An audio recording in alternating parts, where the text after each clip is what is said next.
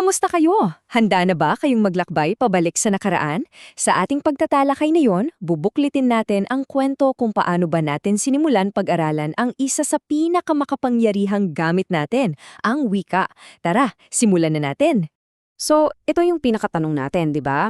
Kailan at paano nga ba tayo naging interesado na himaying ang wika? Alam nyo, mula sa mga sinaunang panahon hanggang sa high-tech na mundo natin ngayon, yung sagot sa tanong na yan, pabago-bago. Kaya sige, sundan natin kung paano nag-evolve yung mga sagot na yan. Okay, sa pinakaumpisa, ang pag-aaral ng wika ay hindi pa talaga isang agham. Mas pilosopikal yung dating. Ang tanong nila hindi paano to gumagana, kundi bakit aslan meron tayong wika. Kasi para sa kanila, ang sagot laging konektado sa isang mas mataas na kapangyarihan. Halimbawa, para sa mga teologo noon, simple lang ang sagot. Ang wika ay regalo mula sa Diyos. May paniniwala pa nga na ang wikang Hebreo, yun daw ang original language sa paraiso. Kahit yung mga sikat na pilosopo tulad ni Plato at Socrates, sinuri nila yung mga lumang salita, hindi para sa grammar, kundi para hanapin yung mga hidden meaning na magkukonekta sa atin sa Diyos.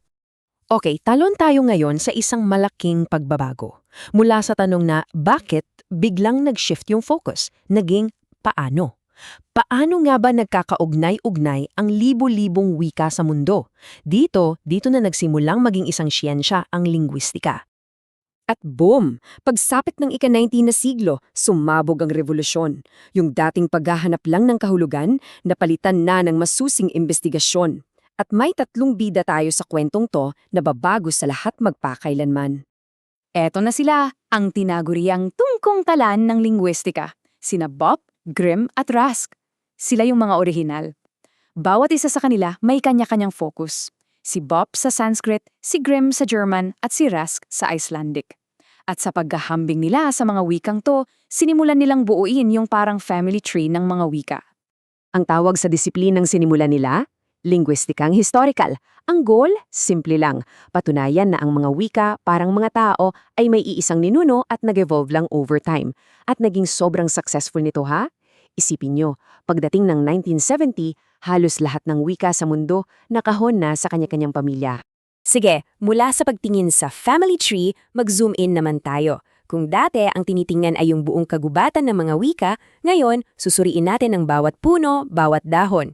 Kasi ang bagong tanong, eto na, paano ba talaga binubuo ang isang wika mula sa pinakamaliit nitong piyesa? Dito na papasok ang lingwistikang struktural. Para mas madaling maintindihan, isipin nyo na lang na ito yung language anatomy. Hinihimay-himay talaga yung wika para pag-aralan yung mga basic parts niya, yung mga tunog o phonema at yung mga morpema, yung pinakamaliit na unit na may kahulugan. At kung may isang pangalan na sikat sa panahong to, yan si Leonard Bloomfield. At itong nakikita nyo ngayon, perfect example yan. Ito yung tagmetic model ni Kenneth Pike. Pinapakita niya kung paano binubuo ang wika na parang mga building blocks lang, di ba? Magsisimula ka sa pinakasimpleng tunog o phonema na magiging morphema, tapos magiging salita hanggang sa makabuo ka ng isang kumpletong pangungusap, step by step. Pero hindi pa dyan tapos ang kwento. Kasi dumating ang isa na namang malaking revolusyon. At yung tanong, nagbago na naman. Hindi na lang siya tungkol sa paano nabubuo ang wika. Ang bagong tanong, ano ba ang sinasabi ng wika tungkol sa utak natin? At dito na pumapasok sa eksena ang ahem, si Noam Chomsky, isang legend. Para sa kanya, ang wika ay bintana papasok sa isip ng tao. Ang importante raw, hindi lang yung mga salitang lumalabas sa bibig natin. Mas importante yung mga hindi natin sinasabi, yung mga rules sa utak natin na nagbibigay kakayahan sa ating bumuo ng kahit anong pangungusap. At dahil sa mga idea ni Chomsky, nagkaroon ng malaking debate. Sa isang corner, nandun yung generative grammar niya na focus sa structure. Paano ba bumubuo ng pangungusap ang utak? Pero sa kabilang corner, may lumabas na generative semantics ni Nabokov at Fillmore. Sabi naman nila, teka muna, hindi ba't nauuna ang kahulugan bago pa man ang structure? So yun ang naging tanong, ano ba talaga ang nauna, meaning or grammar? So grabe no, mula sa filosofiya, sa paggawa ng family tree, hanggang sa pagpasok sa utak ng tao.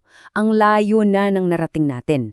At ngayon, heto na tayo sa kasalukuyan, kung saan may bagong player na nagpapabago sa laro, ang teknolohiya. Ano na kaya ang susunod na malaking tanong? Ito na yon.